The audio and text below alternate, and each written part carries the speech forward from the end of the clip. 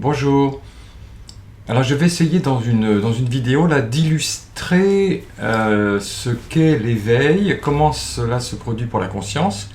Alors je vais illustrer cela à partir d'un ensemble de schémas et de cercles.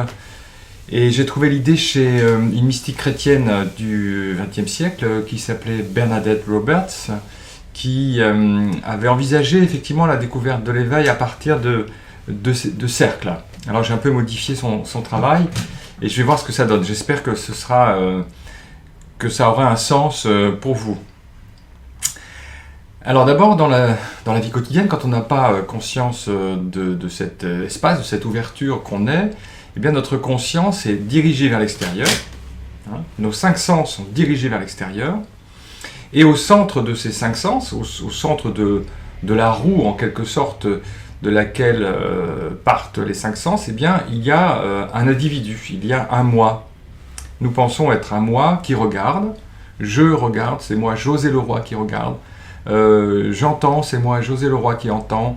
Je goûte, c'est moi José Leroy qui goûte. Je ressens des sensations tactiles, c'est moi José Leroy qui ressent les sensations tactiles. Et pareil pour l'odorat, José Leroy ressent, je ressens. Donc ça ressemble à peu près à ça, si vous voulez, notre manière habituelle de fonctionner. Vous voyez, vous avez en fait un moi au centre, en quelque sorte, et à partir de ce moi, eh bien, il y a une attention qui est dirigée vers l'extérieur.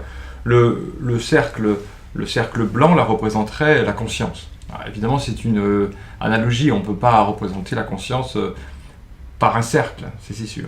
Enfin, ça donne peut-être une idée. Donc, voilà comment fonctionne notre vie en général. Nous sommes identifiés à un moi, et ce moi perçoit. Il y a quelque chose de... Il y a un observateur, il y a un senteur, il y a un auditeur, etc. J'aurais pu rajouter la pensée aussi, puisqu'on pense on croit qu'il y a quelqu'un qui pense. Donc c'est quelque chose comme ça.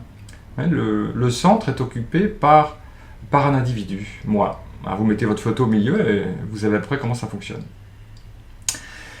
Alors, il se trouve que, voilà, on découvre parfois un enseignement spirituel, un livre, on rencontre quelqu'un, on fait un exercice sur Internet, qui nous invite à retourner notre attention. Donc le début du voyage, c'est quand on commence à inverser la flèche de son attention vers l'intérieur. Alors là, j'ai représenté les cinq sens qui peuvent se retourner. Ça peut en effet fonctionner avec les cinq sens, ou ça peut être l'un des cinq sens. Par exemple, je peux prêter attention à ceux qui regardent en moi. Et moi, c'est comme ça en fait que je suis revenu au centre. Je me suis interrogé, après avoir lu Nisargadatta Maharaj, sur ceux qui regardaient en moi. Et ça peut être aussi par l'audition. Qu'est-ce qui entend en moi? Ça peut être aussi par l'odorat, c'est plus rare, mais qu'est-ce qui sent l'odeur en moi? Qu'est-ce qui goûte en moi? Et qu'est-ce qui ressent en moi? Donc, peu importe, si vous voulez, le sens par lequel vous revenez à la maison, mais à un moment donné, voilà, il commence à y avoir un retournement vers l'intérieur. C'est le début du chemin spirituel, finalement. Mais, vous voyez, j'ai laissé la photo parce qu'il y a encore l'identification à un moi au centre. Le chemin n'est pas encore complètement parcouru, mais enfin, quelque chose s'est amorcé. Une révolution s'est amorcée. Et ça, c'est vraiment c'est une chance inouïe de pouvoir amorcer ce chemin de retour. C'est pas du tout un retour, vers l'inconscient psychique, c'est pas un retour vers les émotions, c'est bien au-delà, si vous voulez. C'est un retour vers ce centre qui est au cœur de la conscience. Voilà. Alors, qu'est-ce que c'est que l'éveil? Eh bien, l'éveil, c'est la réalisation en général, c'est soudain. C'est la réalisation qu'au centre, il y a un vide. Voilà. Vous voyez que le moi, la photo là, du visage, elle a disparu. Et là, il y a un grand espace. Enfin, il y a un espace que j'ai limité, mais en réalité qui est immense. On découvre une vacuité. Le moi disparaît. Alors en général, c'est un choc quand même, parce qu'on s'imagine que le moi va être éveillé, on s'imagine que peut-être le moi va acquérir des qualités particulières, de sagesse, d'intelligence, et en fait ce qui se passe, c'est que le moi cède la place, il disparaît du centre. C'est pour ça qu'on ne peut pas dire que quelqu'un est éveillé, puisque vous voyez qu'au centre, il n'y a personne. Il y a éveil. Ce que fait le moi, c'est qu'il dégage le terrain. Donc en ce sens, c'est vrai, l'éveil, c'est pas un plus, c'est un moins. Quelque chose qui se passe. Voilà. Le moi disparaît du centre. Alors, ce qui se passe souvent, c'est que, en réalité, souvent, il n'y a d'abord qu'un aperçu. Et le moi, si vous voulez, le moi revient. Voilà. Le petit bonhomme, là, revient au milieu. Il y a eu un aperçu, il y a eu comme un voile qui se déchire. Ça a été parfois un choc. Et puis, ça se referme. Souvent, c'est comme ça. Ça se referme. Et on se demande qu'est-ce qui s'est passé, quoi. Qu'est-ce qui s'est passé alors,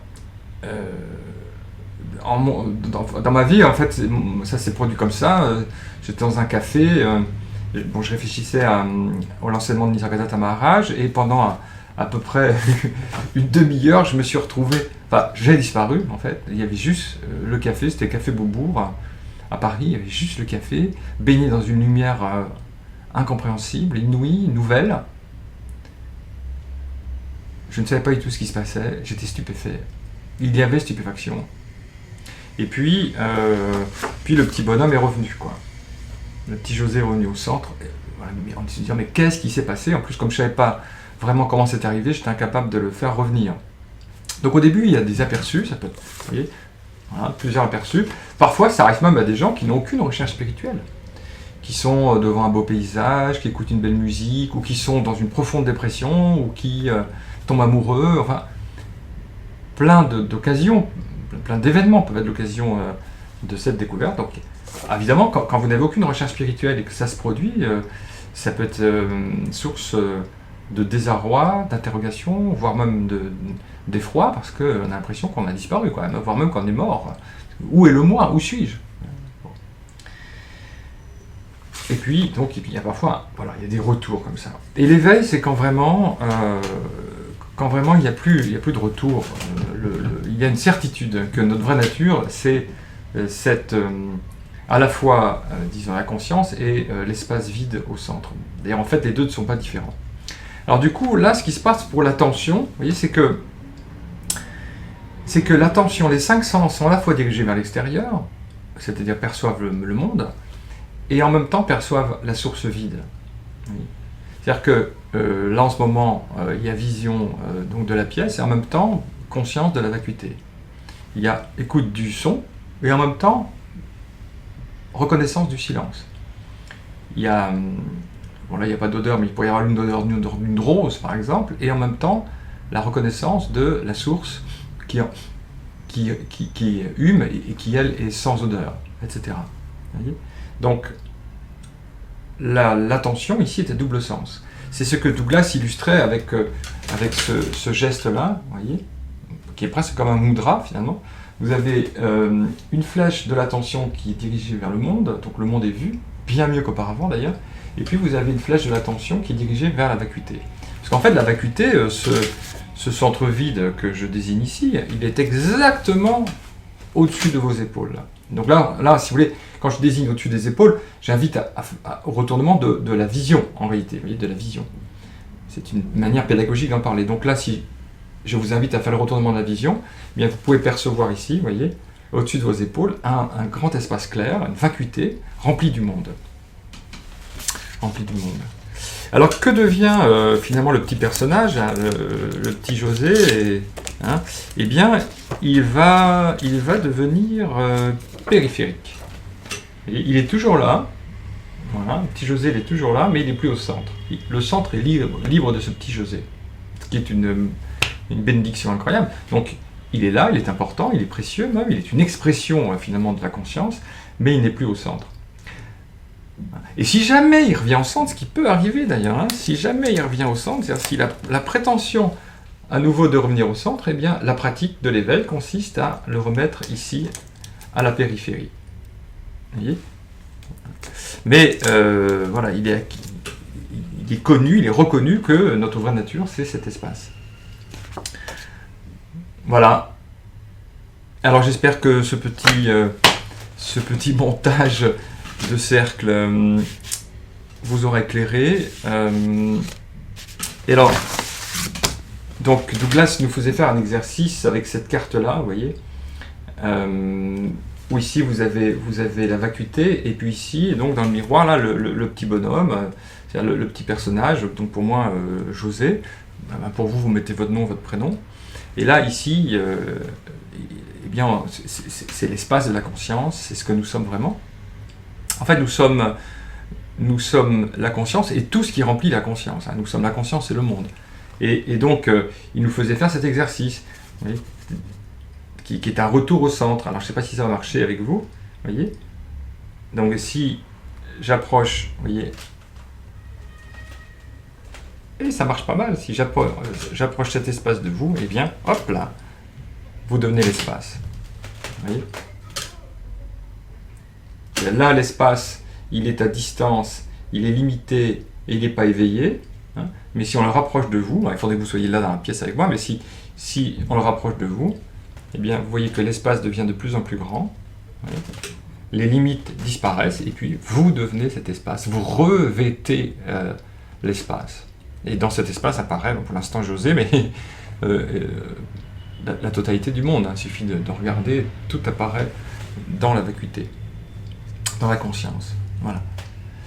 Donc voilà, j'espère que ça vous aura éclairé. Et donc à bientôt.